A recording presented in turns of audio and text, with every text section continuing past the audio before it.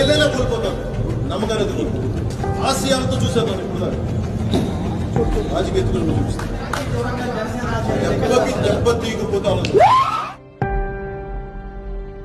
అధికార మదంతో ఉళ్ళు పరిసి కొట్టుకుంటున్న వైసీపీ అనబడే మహిషానికి కొమ్ములు ఇరగొట్టి కింద కూర్చోబెట్టి వచ్చే ఎన్నికల్లో సరికొత్త ప్రజాప్రభుత్వాన్ని స్థాపిస్తాం.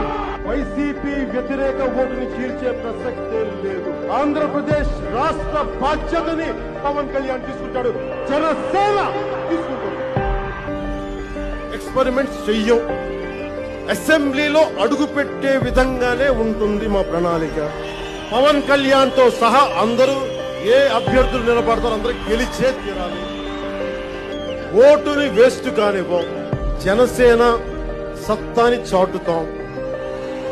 రాష్ట్ర రాజకీయాల్లో వచ్చే ఎన్నికల్లో జనసేనది చాలా బలమైన సంతకం ఉంటుంది. వచ్చే 6 నెలల తర్వాత వచ్చే ఎన్నికలు ముందొస్తాయా రేపు వచ్చినా సరే జనసేన తెలుగుదేశం కలిపి పోటీ చేయబోతున్నాయి. ఎన్నికల్లో ఖచ్చితంగా పోటీ చేయబోతున్నాయి. ఖచ్చితంగా